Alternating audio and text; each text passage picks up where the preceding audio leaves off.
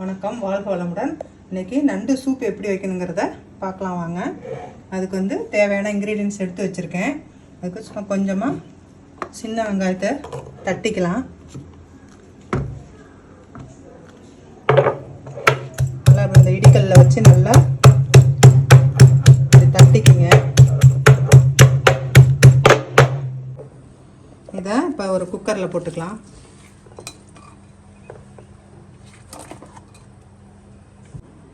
ஒரு துண்டு இஞ்சியும் 10 பல் பூண்டும் போட்டு தட்டி போட்டுக்கலாம். அதிலே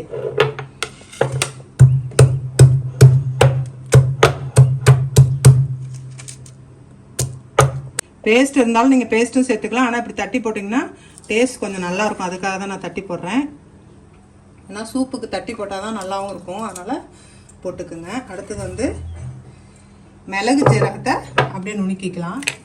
அதுவும் அப்படியே ரெண்டு மூணா உடச்சிக்குங்க.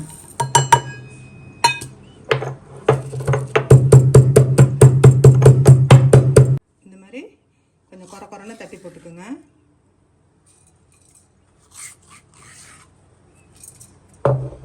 ஒரே ஒரு பெரிய தக்காளி நறுக்கி வச்சிருக்கேன், அதையும் இதோட சேர்த்துக்கலாம். மல்லி கருவேப்பிலை கொஞ்சம் வச்சுருக்கேன், அதையும் போட்டுக்கலாம். அடுத்தது வந்து மெயினாக நண்டு சூப்புக்கு இது மாதிரி நண்டு வந்து கொடுக்கா எடுத்து வச்சுருக்கேன் நான். இதை வந்து இதே இடிக்கல்ல நல்லா ஒரு தட்டு தட்டிக்கிங்க. தட்டு தட்டிட்டு இதுவும் அதோட சேர்த்துக்கலாம். இது வந்து நண்டு சூப்பு வந்து சளிக்கு ரொம்ப நல்லது. சளி பிடிச்சிருக்கவங்க ஒரு 2-3 தடவை இதை வச்சு சாப்பிட்டிங்கன்னா சளி சரியாக போகும். கொஞ்சமாக மஞ்சத்தூள் சேர்த்துக்கலாம். மஞ்சத்தூள் சேர்த்துக்கிட்டு இதுக்கு தேவையான அளவு உப்பு போட்டுக்கலாம். அப்புறம் வேணும்னா நீங்கள் வந்து உப்பு சேர்த்துக்கலாம். இதுக்கு தேவையான அளவு நம்ம தண்ணி ஊற்றிக்கலாம். இந்த சூப்புக்கு நல்லா ஒரு சொம்பு தண்ணி சேர்த்துக்கலாம்.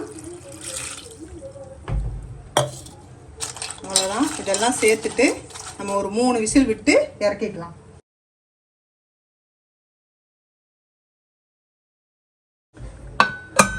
ஒரு 3 விசில் விட்டு எடுத்துக்கலாம். 3 விசில் விட்டாச்சு. இப்போ நம்ம வந்து திறந்துக்கலாம்.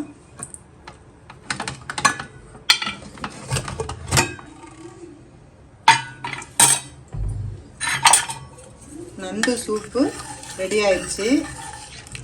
இப்போ பவுலில் எடுத்துக்கலாம்.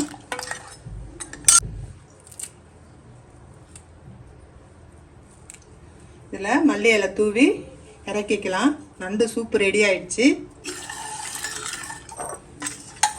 இதை ஒரு பவுலில் சர்வ் பண்ணிக்கலாம்.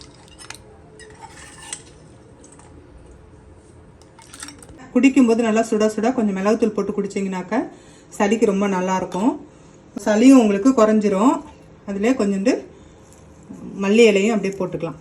நண்டு சூப் ரெடி. இதே மாதிரி செஞ்சு பார்த்துட்டு எப்படி இருக்குன்னு சொல்லுங்கள். தேங்க்யூ.